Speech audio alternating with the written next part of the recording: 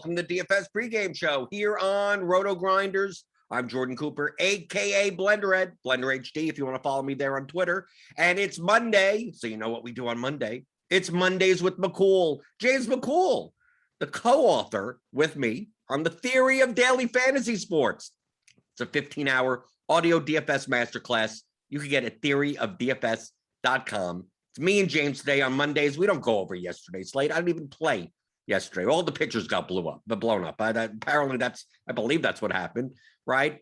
I took a day off yesterday, so we'll talk about some strategic concepts, answer your questions in the YouTube chat. As always, I see you guys, Suki Singh, Card Fan Matt Mears, Real Life Picture, Chris Schumacher, Hog Lawrence, Jerome Lewis, Michael Dompier, Shane Newman, Eric Hilpold, who said he played EPL and MLS for the first time.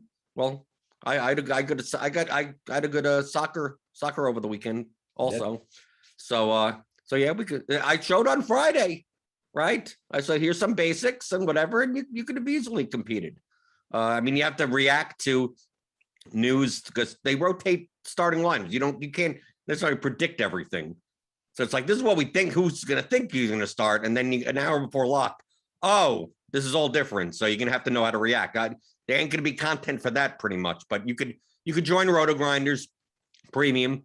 Click on the link in the description, get $10 off your first month of a combo premium subscription. And we got a soccer Discord. We got the soccer projections and the soccer tags. And when when Ryan Bertrand is out and he was supposed to be the lock, whatever. And then who do you play now, right? Who's taking set pieces for Leicester now? You'll know that in the Discord. But that was over the weekend. And Melvin Pitts asked, "Hey Blender, can you elaborate more on the tweet you sent yesterday? That was awesome."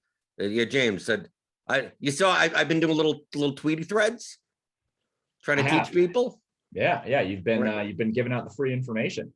Right. I'm ruining it for all the sharp players. I'm doing that because the best marketing is winning. Yeah.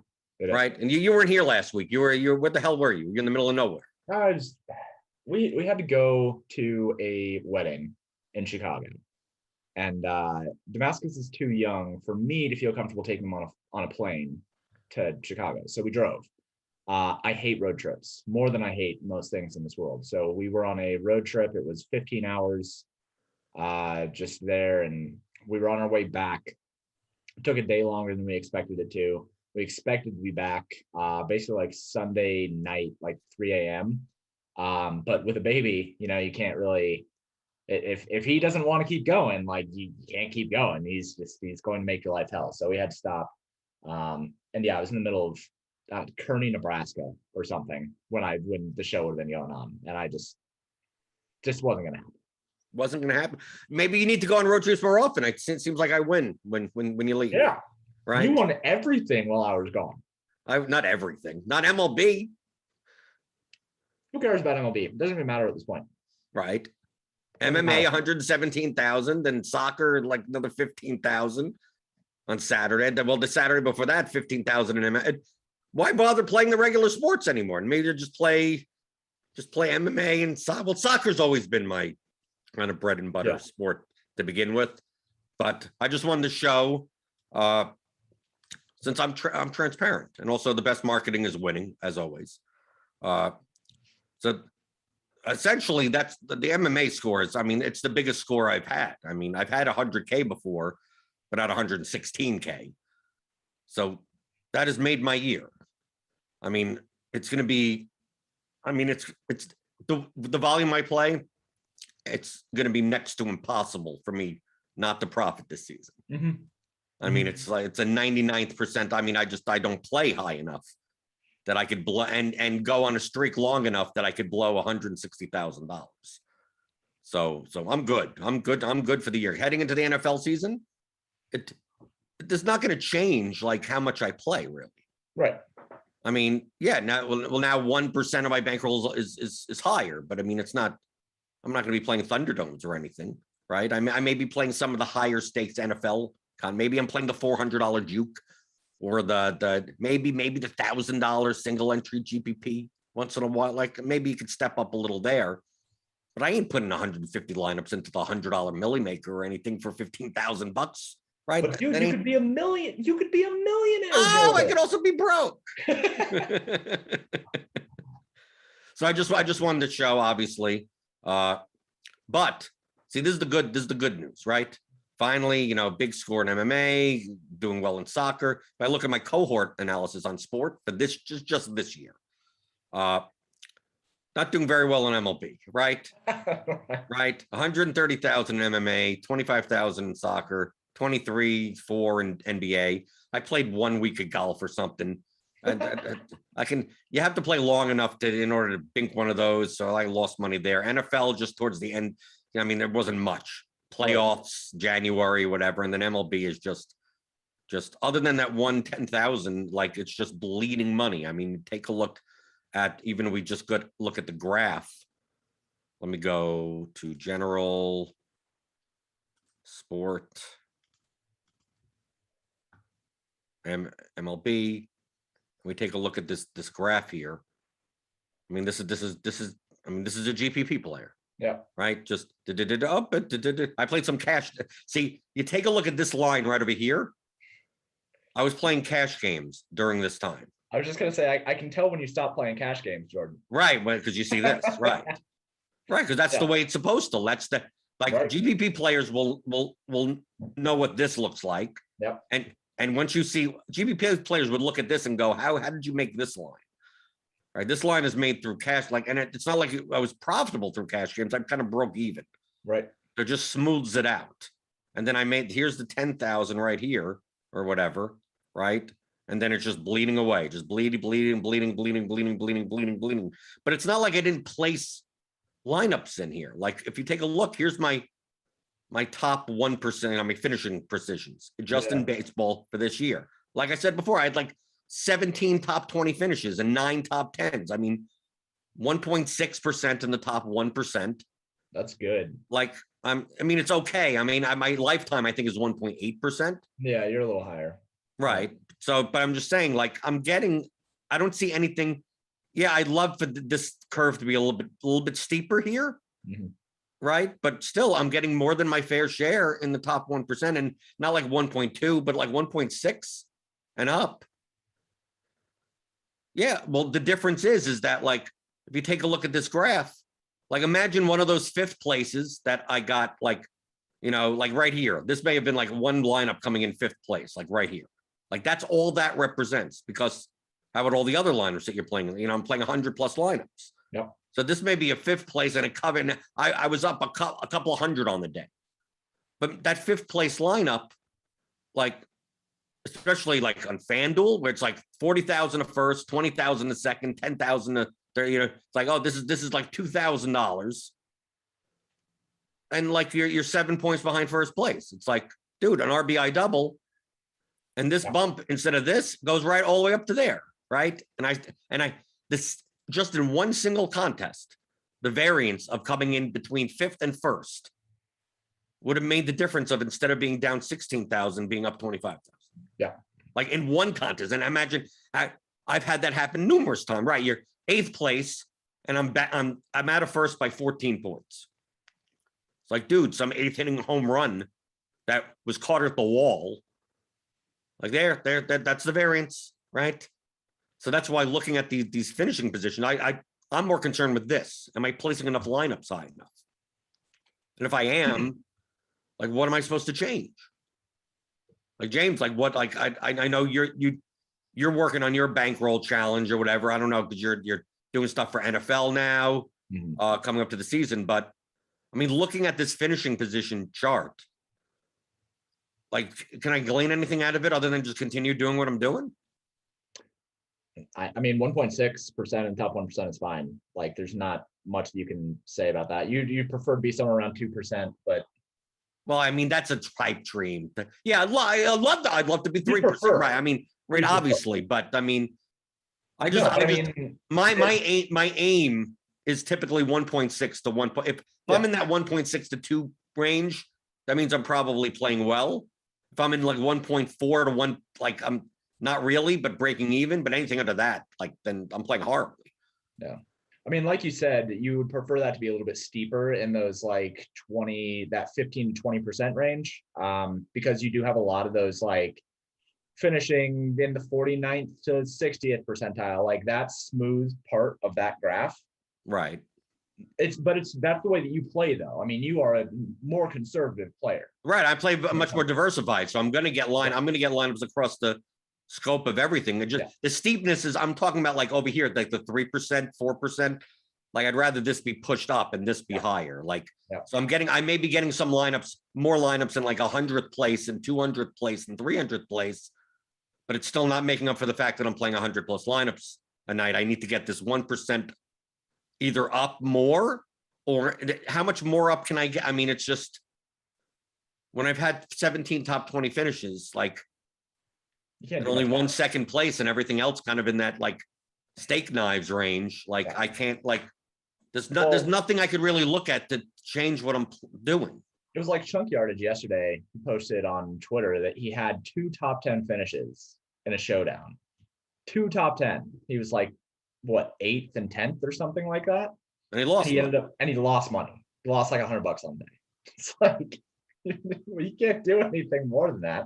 I mean, he's an exceptional player. He's had a fantastic year. So like, whatever, he's going to be fine. But that's a perfect example of like what happens even if you have these top 1% finishes. And that's, I preach that all the time. You preach that all the time.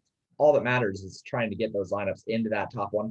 And then the rest is just like, let variance try to take over, get that 8th inning home run, get that 8th inning RBI double, whatever. As long as you're getting those 1% finishes more than the field and more than 1% of the time, then that's all that you can really hope for. There's nothing more you can do. I've had a very similar season with MLB and specifically with NBA as well.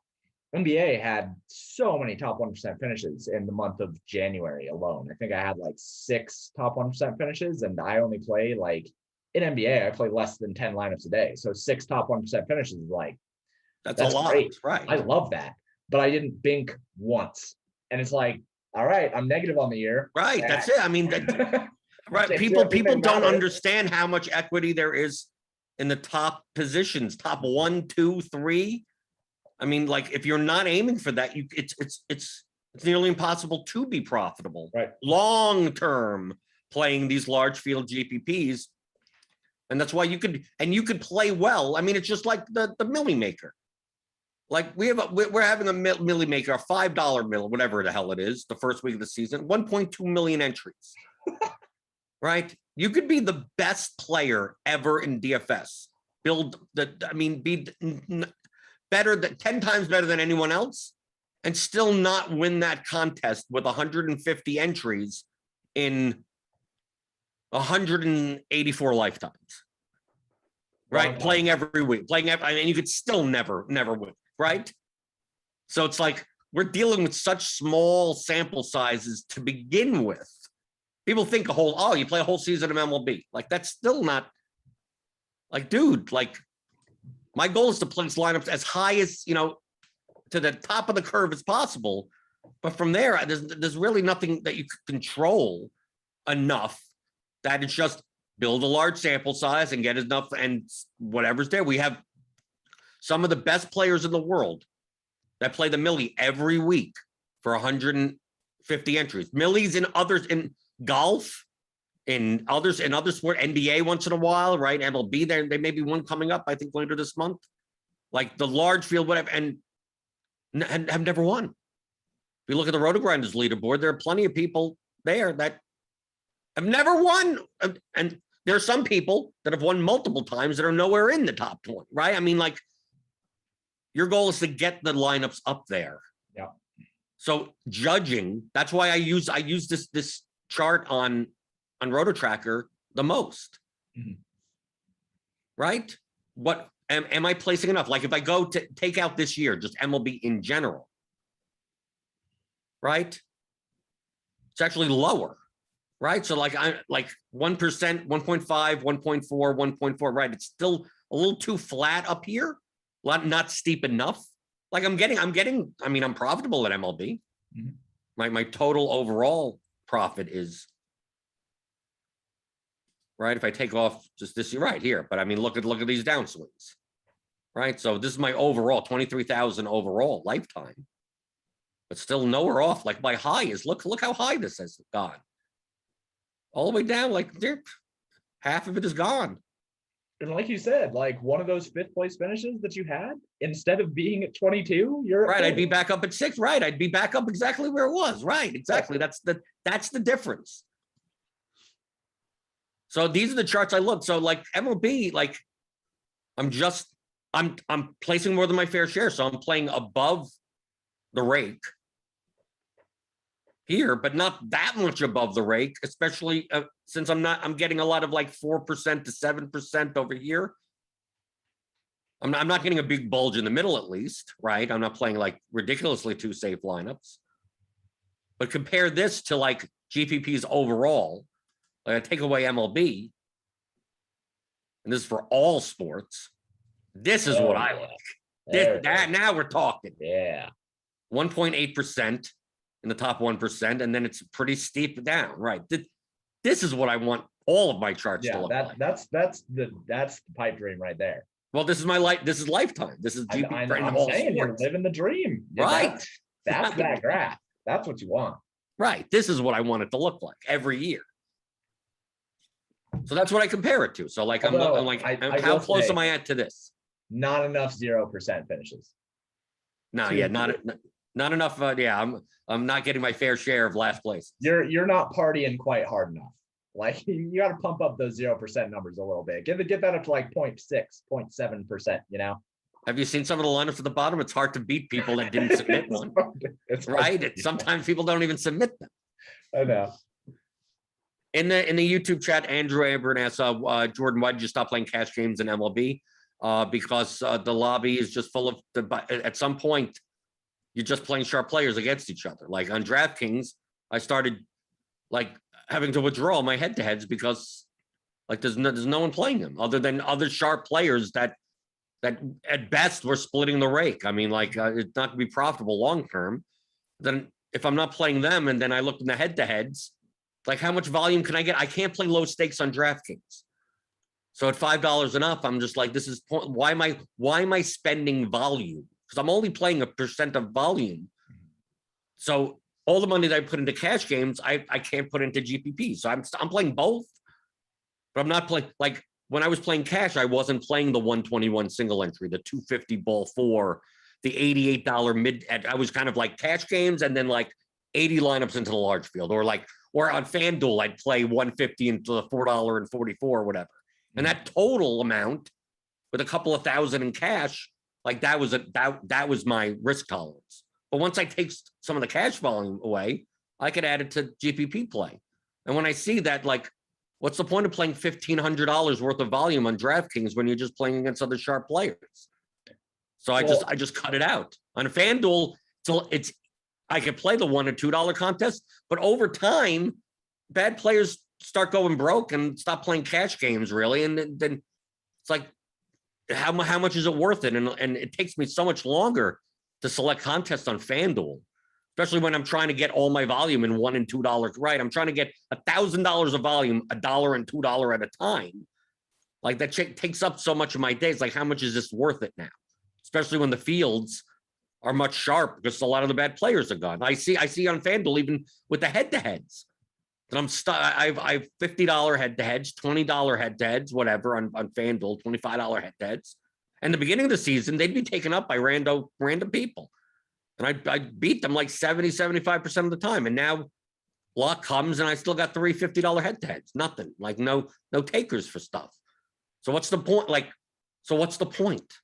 When I'm going to play Love's Bases for a $50 head-to-head on FanDuel? Why? There's no point. Right? I'm going to play Empire Maker on DraftKings. What am I doing this for? Right? Just to get the volume? No, I'll move over and now I'll play the single entry. I'll play the 121, the bull 4, 250 that I wasn't playing before. Because they're smaller field GPPs. I typically hand build my lineups into that. You don't have to worry so much about, getting the nuts. And I'm doing that instead because just the ROI is not worth it to play against other sharp players. The number one thing in DFS that'll affect your ROI is your relative skill level versus your opponents. So you want to find the weakest opponents possible. And if I can't find weak opponents, there's no point I'm not just going to play to play. So where are the weakest opponents? If they're not in the cash games, then why are you playing them? Now, if you could bum hunt and spend time in the 3-man lobby and pick and choose, especially if you're playing with a small bankroll. If you're only playing $100 or less in volume, you could find weak competition. $1 head-to-heads here, $2 head-to-heads there, a $5 3-man that opens up, right? Because you don't have to, within $100, you could find all of that. Now, $100 worth of volume isn't like, even if you have a 20% ROI, which would be high in cash, that would be worth $20 right on 100. Now, if you're building up your bankroll from there, okay, that's fine with a $100 bankroll, with $100 in volume, and you have a $1,000 bankroll, getting an expected value of $20 a day in cash is pretty good. Getting an expected value of $20 a day when you have a $300,000 bankroll and you're playing $3,000 or more in cash, like what the hell? What was worth? How is that worth it? So like, yeah, the first $100 of my $3,000 of volume, I could really find the weakest opponents, but the other $2,900, I'm playing Utica. I mean, like, why am I doing this? Like, so I don't even bother. I mean, to me, that's like a core concept of DFS. Like, go where the weaker players are. Find the, and if you can't find them, don't play. It's quite possible, James, that if you're the type of person that's like, I specialize in this, like I specialize in 3-mans, right? And that's all you play. Because there's some people that just do that, play certain types of contests. And it's like, well, if there's no good action in the 3-man lobby, they just don't play that day. Mm-hmm. It's not because, I got to play DFS every day. No, if there's no edge, you walk into a poker room to your normal game and you see it's just all sharp people and no bad players, like it's perfectly fine to just go home. Rather than, I'm here, so might as well play for 8 to 12 hours, just passing around chips for no reason. Like, no. Or you sit and you wait for you wait for the bad players to come, which you could do in poker. But in DFS, you could see that. Right? Yeah. Well, I mean, and we talked about it, what, a month ago, maybe? We talked about how MLB cash games and like MLB in general, like probably time to start winding down the volume a little bit and moving forward into NFL preseason or moving forward into, XYZ, because we've gotten to the point now in MLB where it's pretty much just the good players are still grinding hard. We see it with every single sport. We see it with NBA, where the last 2 months of the season, like if you're still playing cash games the last 2 months of the NBA season, it's because you're a professional player and like that's what you do, is you grind out cash games in NBA. Or you're just, waiting around and waiting for MLB season to start. Like you drop down your volume because it's only really good players. And when it's only really good players, your skill gap between you and the people that you're facing gets so much smaller. And so now not only do you have less of an advantage over the players that you're playing, but you also have to still be beating the rake. You still have to be getting the ROI on top of that. So your ROI in a good ROI in cash games is like 7 to 10% or something across an entire year. So if a good ROI in cash games is 7 to 10%, and that's against bad players as well, if you're only facing good players and that drops down to like 3 to 5% or something, like not even, it wouldn't even be that 1% maybe. Yeah, like what are you even doing at that point? It's just, why bother? Just play GPPs. So we talked about it. You just kind of do that, and you especially, Jordan, like especially when we talked for the MLB season earlier in the year, cash games were kind of weird this year for MLB. I think that so many people have access to the BAT-X and good optimizers and stuff like that at this point that cash games in MLB this year, they seemed a little bit rougher than they have in years past. And it's the field strengths. I'm telling you, yeah. On DraftKings, it typically in the start of seasons we see more bad players. Like new people come in, they try it out. A month or two goes by, and then it kind of drops off from there. Yeah. So I'm like, okay, at least I got the first month or two or something like that. DraftKings, like just even on the opening slate, I look in the head-to-head lobby. And I look to see in my double ups, like just what the opponents are in there, and it feels like it's August already. Like on the first day on FanDuel, it didn't. Even I'm not even just talking about it because I can play the $1 and $2 games. I mean, eventually I'm not going to be able to do that anymore. once I get enough, volume there. But even in like I was getting $50 and $25 head-to-heads taken by idiots, essentially. I mean, just random, like why did they make? I would look at their lineups and go, how they ever expand? And then you would never see that person again. I mean, like, and then the next day it would be some other random person. So I found on FanDuel, like there would seem to be more soft action attracted, in MLB, but right from the beginning on DraftKings, it's just like, no, you're not playing against any, you're barely playing against any idiots. Like, yeah, you may not agree with their cash line. It's a 2v2 from you. Oh, you paid up for this guy and I played that and I did that. Oh, okay. What's the point? So like, why am I devoting volume to that? Right. But I mean, I was stubborn enough to go, okay, let's ride this out. And then eventually I'm just like this is pointless. Why this is not a good place to allocate capital. Right. It's not a matter of can you beat it or not.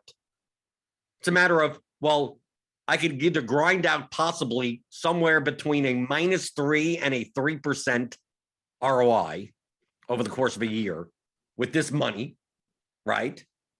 Or I could take this money and put it into a different, like buy a different stock, right? I mean, it's like just like you're just looking for places to put your investment.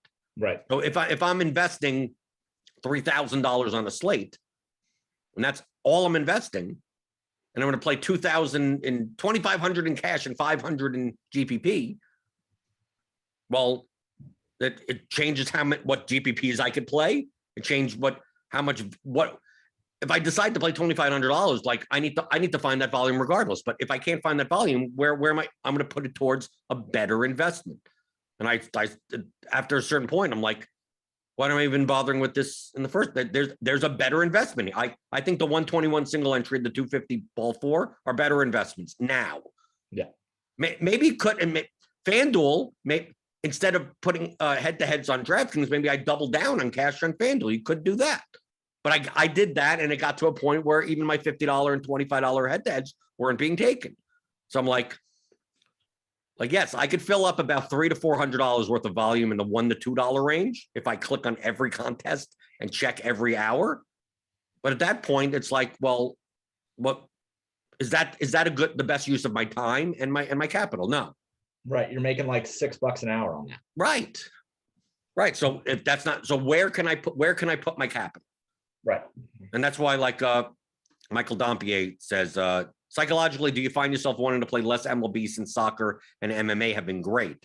Are you assuming variance for MLB is just the issue? Well, I just showed you with the finishing positions. I don't think I'm playing badly. The finishing positions look fine. I've got top 20, top 10 finishes. Just, the variance has not gotten there. But like soccer, I've played for the longest. Like I started with soccer. So whenever EPL and Champions League, like that is my priority. Like it's like people that is, it just happens to be on at times where there's really no other sport, but like Saturday mornings it's EPL times, Tuesday and Wednesday afternoons on the select weeks. That's the Champions League run. Like that's soccer. That's how I started at DFS. That's how I built my bankroll, by playing soccer DFS. So yeah, MMA, I just started playing last year, but it doesn't mean that I don't want to play MLB, but like I'll prioritize soccer over MLB. I'll prioritize soccer over everything. But even on Saturdays for MMA, typically I don't play MLB that day. Oh, because MLB's around. You probably prioritize MMA over MLB at this point. No, I already do. Yeah. Only because the edge in MMA is so much higher than it is in MLB. Mm-hmm. So how am I going to allocate my time and my capital to the higher ROI pursuit? And I believed that MMA was, and it turns out it was. So there you go. A good thing I did that, right? You don't have to play every day. Same thing for NFL. Like I prior, like on an NFL Sunday, do you think I'm playing the baseball slate or something? Right? I don't even play the MLB like night slate, the Saturday night slate. So I'm focused on building my lineups for the next day for NFL. Yeah. Because more of my capital is invested in that versus you don't have to play every slate. So most of the times during NFL season, it's going to be Saturday is MMA, Sunday is NFL. And if there happens to be MLB or NBA overlap, I just don't play those.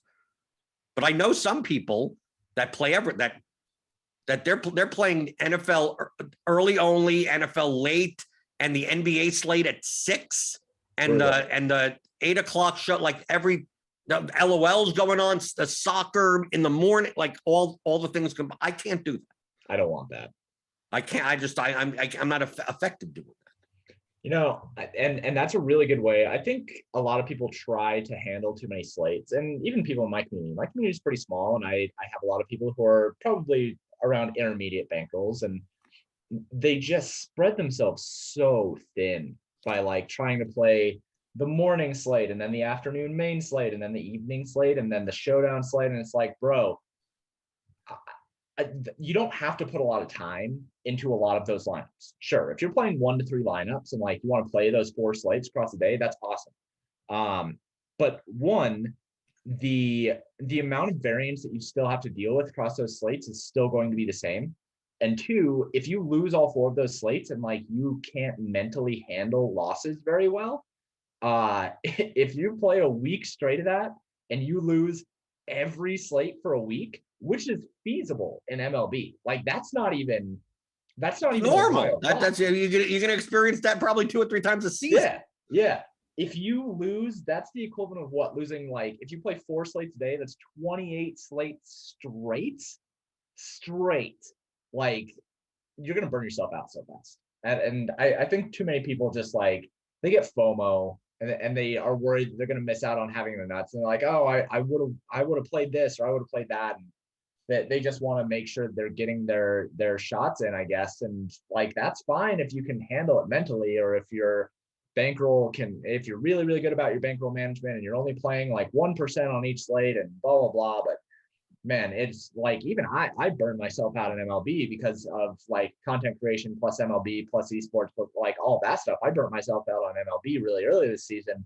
And I only play 2 slates a day, maybe. If there are 2 slates, if there's 2 main slates, I'll play them both. But it's hard, man. It's really, really hard. I think more people need to take care of their own mental capacity when it comes to playing too many slates. And I just see too many people play too many slates. I think you should play the slates that you believe that you have an edge on. I mean, like, devote your capital to what, right? It's like the reason I'm playing MMA once I learned MMA is because I think there's a huge edge in MMA, right? I think there's a huge edge in NFL. I play NFL Showdown. I think there's a huge edge in NFL Showdown. But so I need to make sure that I'm capitalized for that. So like the Sunday night game, the Monday night and the Thursday, sometimes I'm not going to play the Monday through Thursday, the split slate or the all week slate, like those, like I sacrifice those because like why? Those are things that I have to manage throughout the right. To swap this guy and you see what the best line, and then try to pick off head to heads or something if you're playing cash. And like no, I rather focus on the things that I believe I have the biggest edge, and then devote the money to that. I mean, like so on Sundays especially, like Sundays. When I play MLB, a lot of times I don't play that like 4 o'clock late slate. Sometimes like the 4 or 5 gamer, because it's just like I'll play the Sunday 1 o'clock and then I'm done for the day. Like I don't have to. I'm not playing the Sunday night baseball showdown. I typically don't play MLB showdown, although I probably can. But this Sunday's the day to rest, right? Especially before NFL season, where Sunday's not going to be the day to rest, right? So like there has to be Saturdays are now. I'm getting up at 9 a.m. for soccer, so I don't get that as a day to rest, right? So now I got to find some time to relax at some point.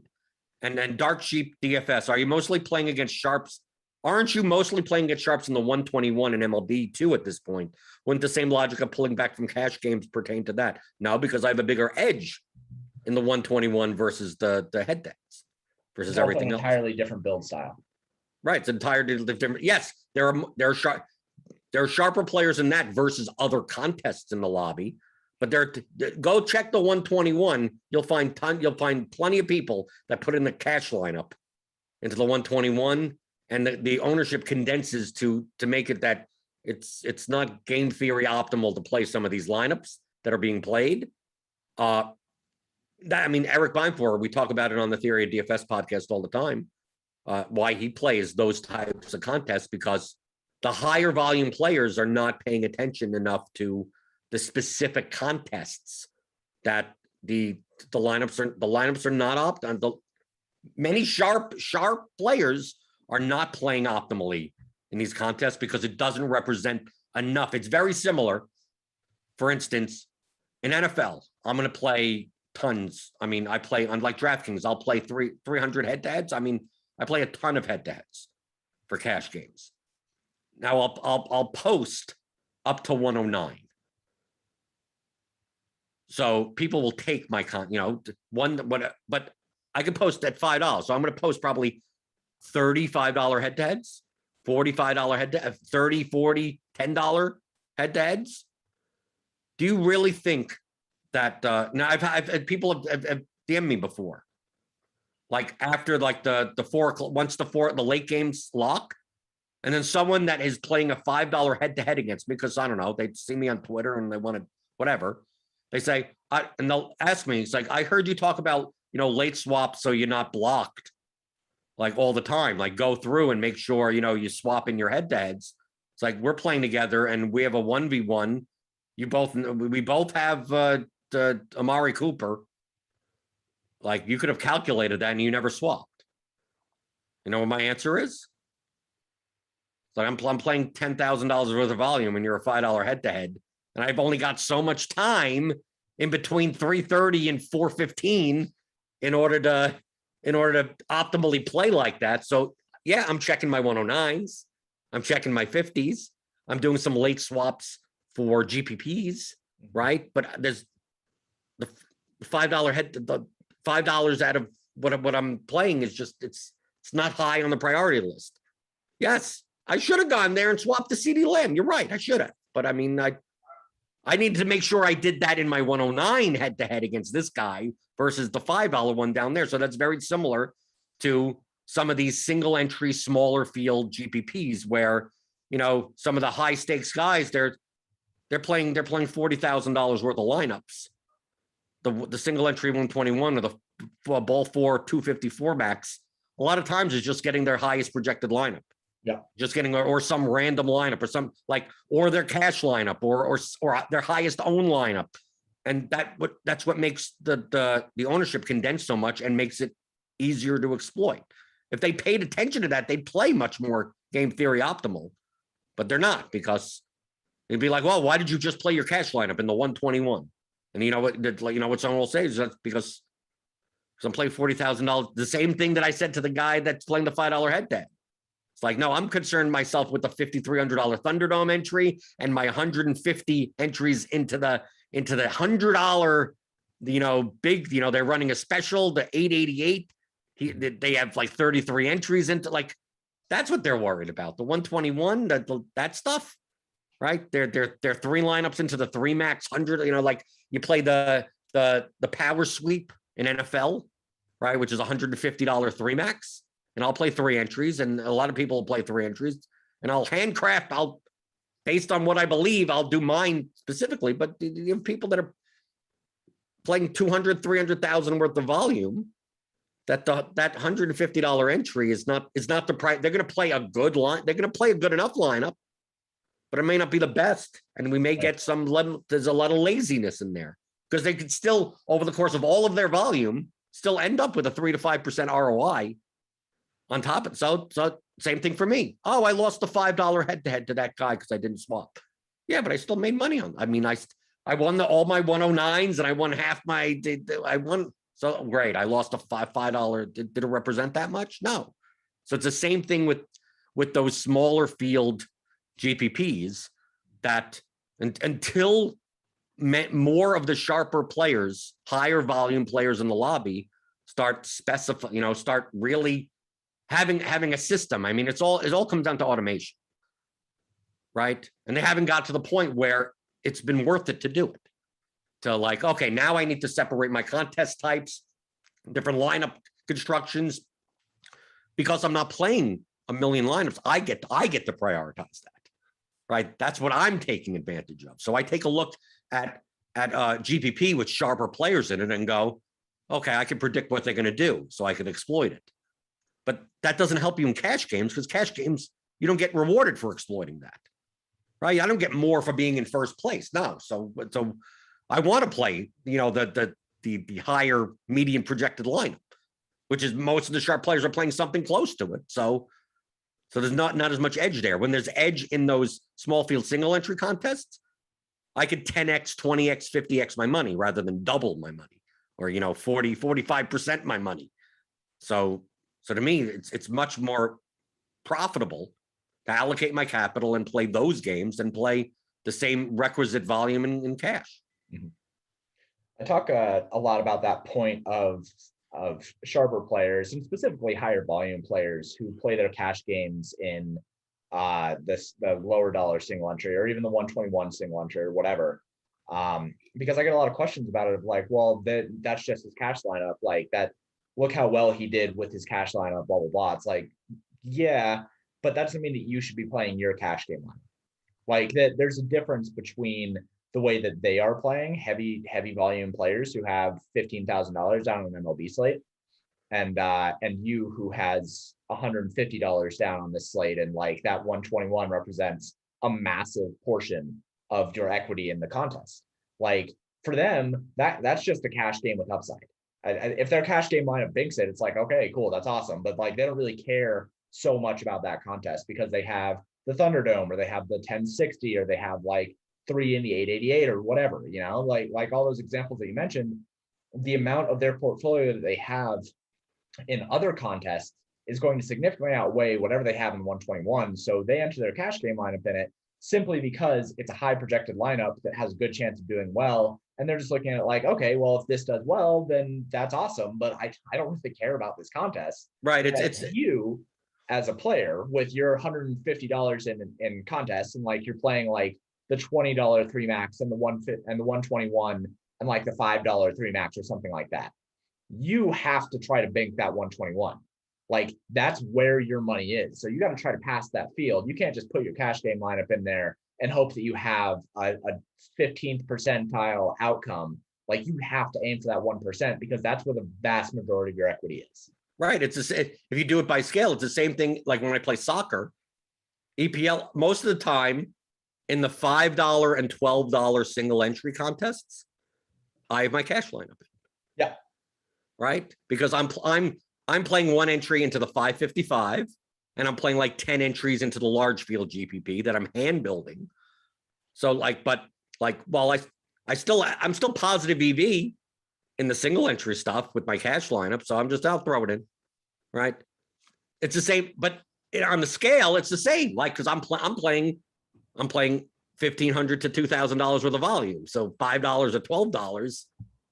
So what? It's not, I didn't particularly make my lineup specifically for that contest. Right. I just threw in whatever it is. And you could exploit the field that way. But my lineup is actually still a good lineup.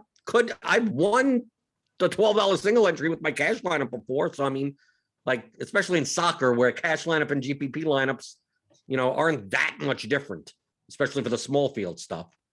But it's like, no, I'm focused on my $555 entry because it represents a third or 30% of whatever I'm playing that day. So yeah, I'm on that. And maybe if I had more time, if I had more of a system, yeah, sure, I'd have different lineups for all those things. But I don't need to. Like I make plenty of money in soccer as it is. So until I need to get down to that edge, like you could exploit me. You could go and play right. I'm going to play. You're going to play $20 worth of volume, and one of those out of the $12 is in that single entry. Now it's the same thing. I'm doing in the 121 in MLB. The same exact in football with the you play the power sweep or the spy, the $100 spy. You wouldn't believe how many cash lineups there are in the $100 spy. Bad. It's so bad, dude. You go through that contest CSV the first week, and it's just like there are trains. There are like 76-person trains in the spy. That contest is soft, man. Yes, it is. Why do you think I play it? Well, I mean, but like people don't realize how soft a $100 contest can be. And like that, but the thing is, it's not. Well, NFL is softer as it is, but it's not necessarily softer because there's more bad players. It's just that there are bad players in it, and there's also plenty of Right. otherwise sharper players that are not playing optimal.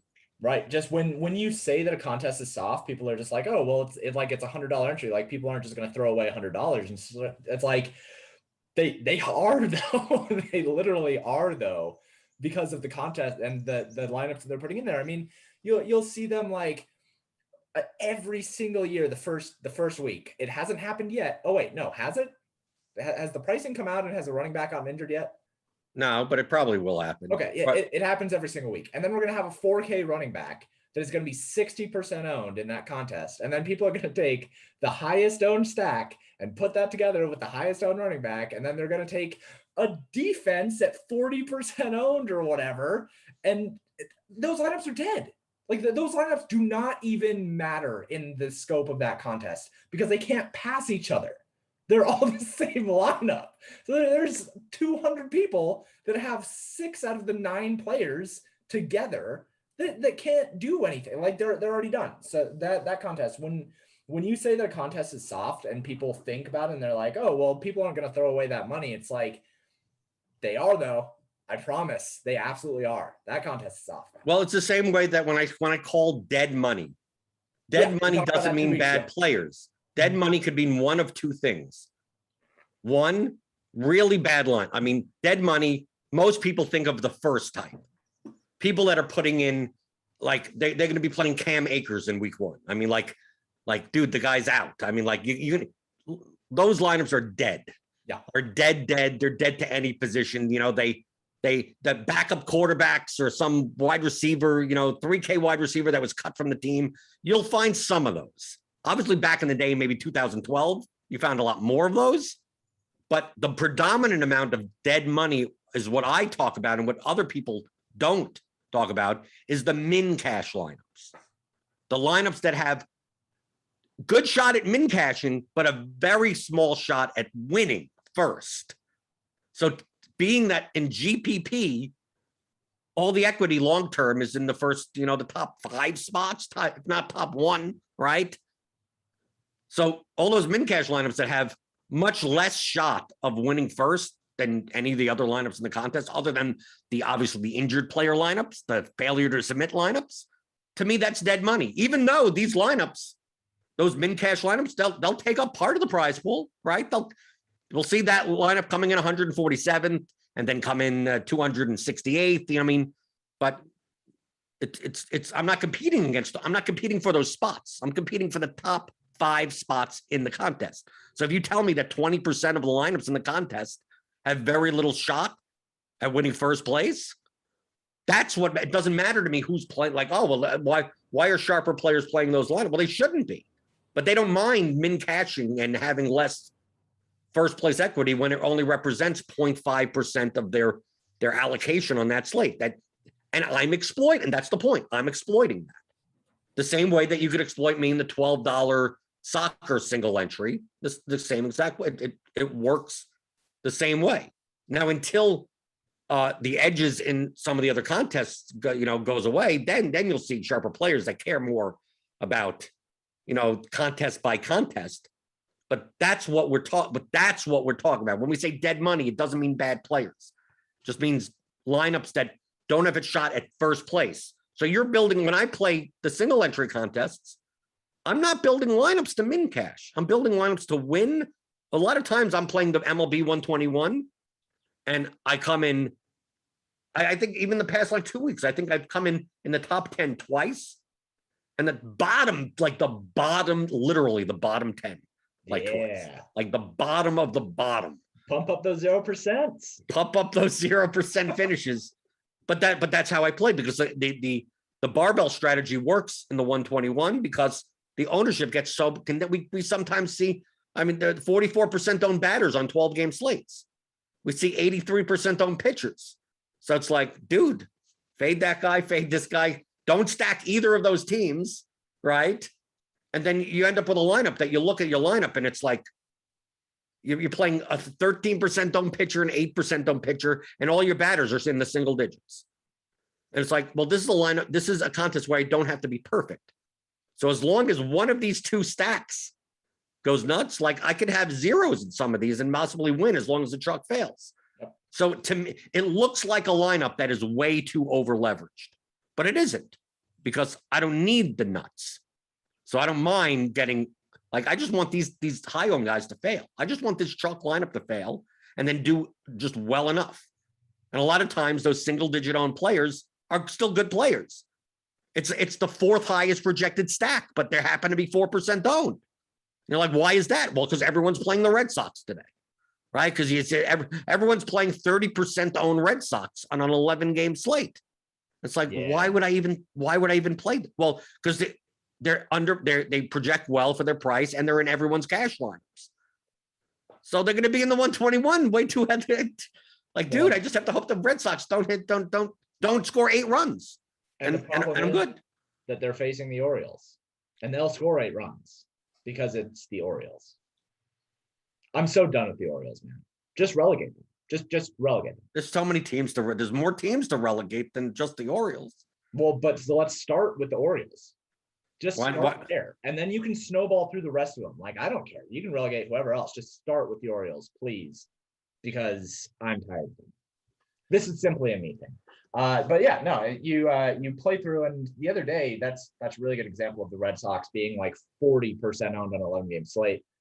And one of the problems with that, with my models, I take ownership projections, I do an ownership aggregate, and they have been bad towards the last like week and a half, I think.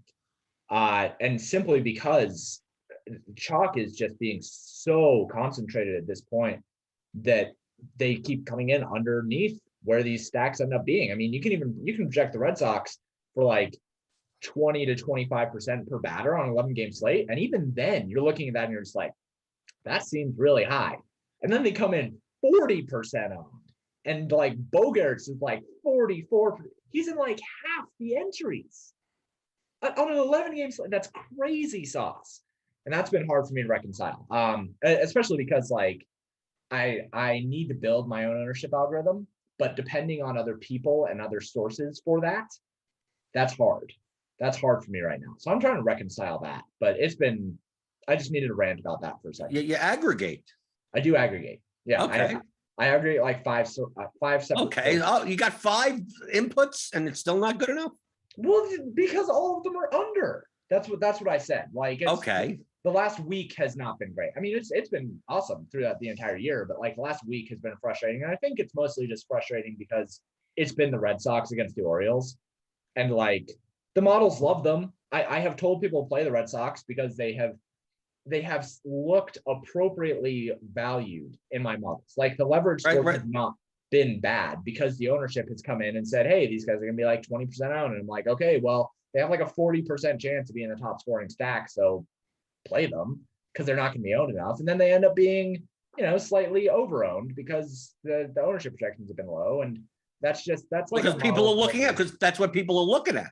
I know. That's why you have to take that into account. Like that's my mental calculations. It's not like, see, I take it to that third level. That's why I want to see what everyone else. That's why I listen to shows, even though it's just background noise. I'm not like paying attention, but like during NFL season, I'll listen to all the shows. I'll listen. What all the sites are saying, what all the projections are in multiple places, because I need to know what other people are looking at. So, like you said, like in your model, the Red Sox were the top stack. They were the highest owned stack, but they still weren't high owned enough. Right. And then all the other places you looked had the ownership similarly, where everyone could see that they're the highest owned stack, but they're still not high enough. So what are people's response to that?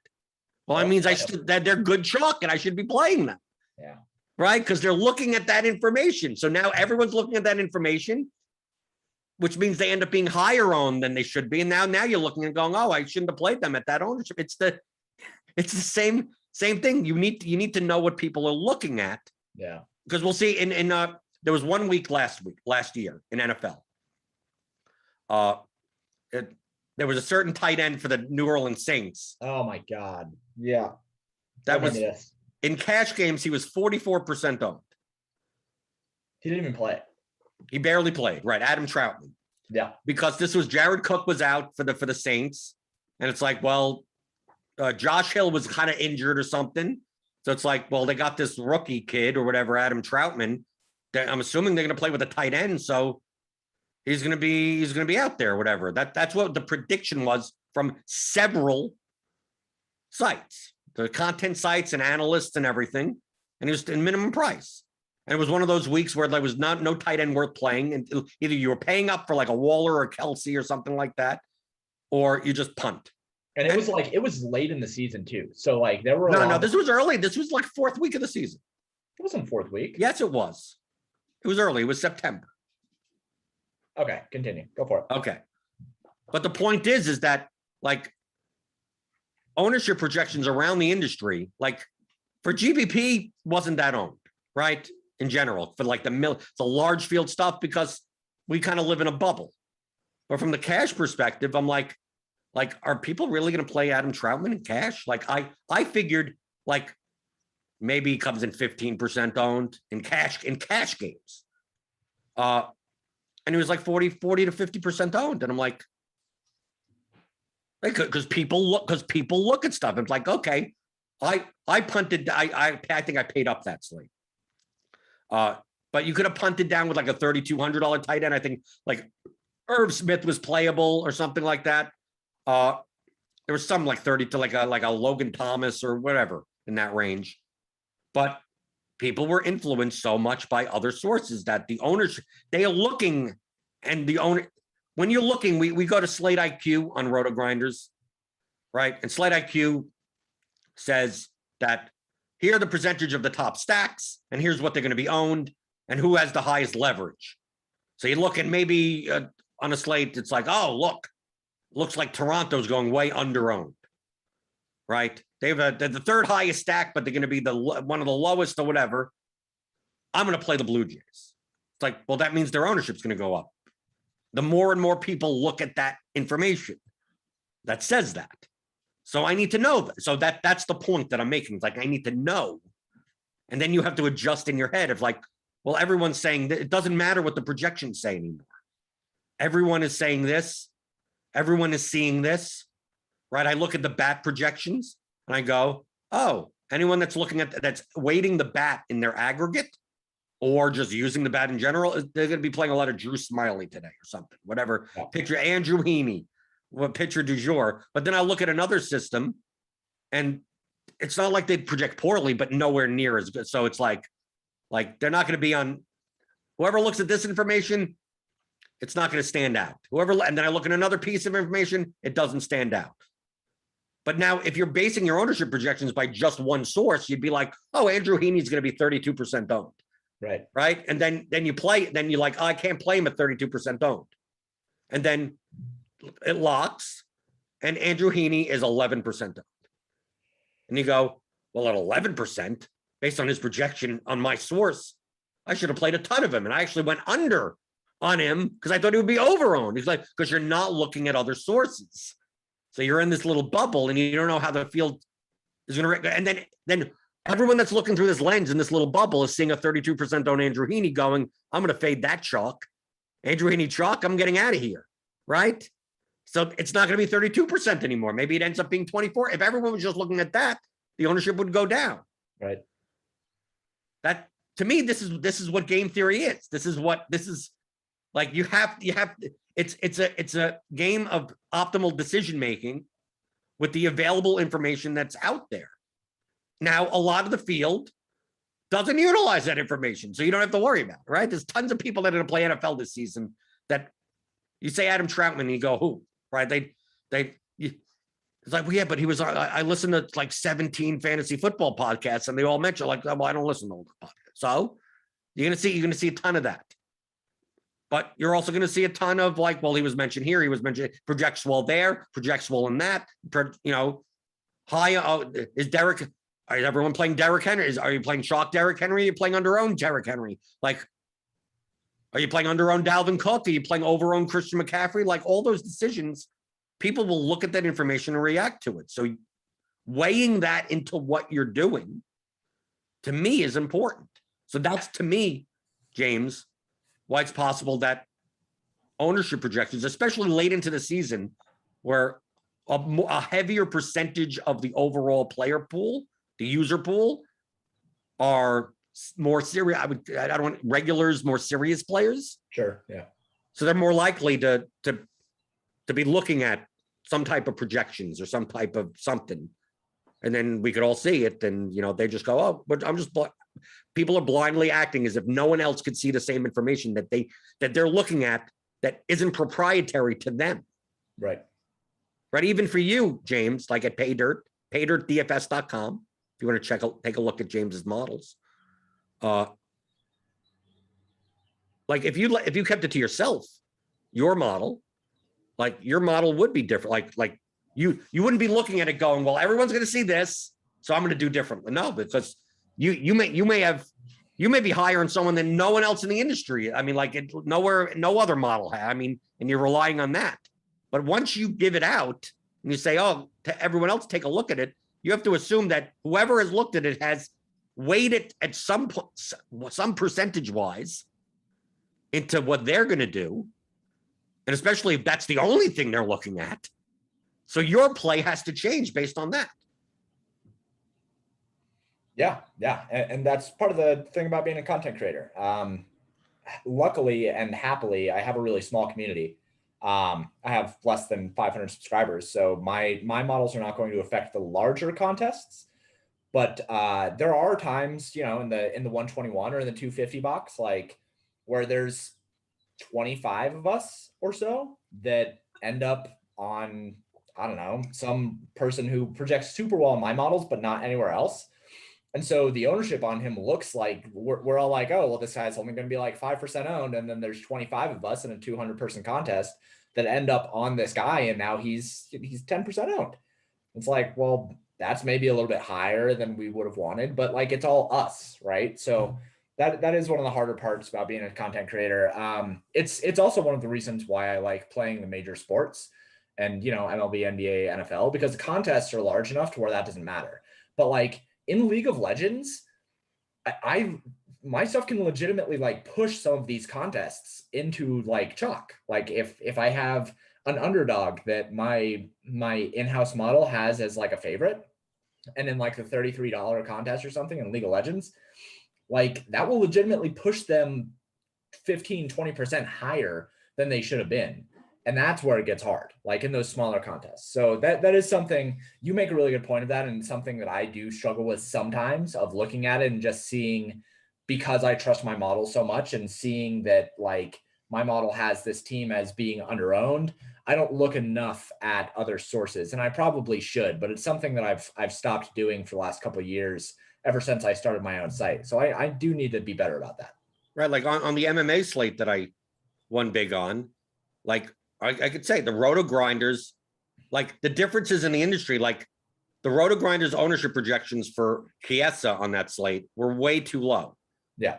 Like, and the ownership projections, we were more correct on the Munoz ownership, right? So like if you just went by RotoGrinders ownership, it would look like Munoz is overowned and Chiesa is way underowned, and you'd go, well, I'm gonna fade Munoz and play a ton of Chiesa, and then lock would hit, and you would see Chiesa's 37% owned, and go, what the hell happened there? Right. Like that's like he was projected for 22% ownership. He's 37. It's like no, like I'm reading everything else, and everyone's saying this is the best underdog play on the entire slate.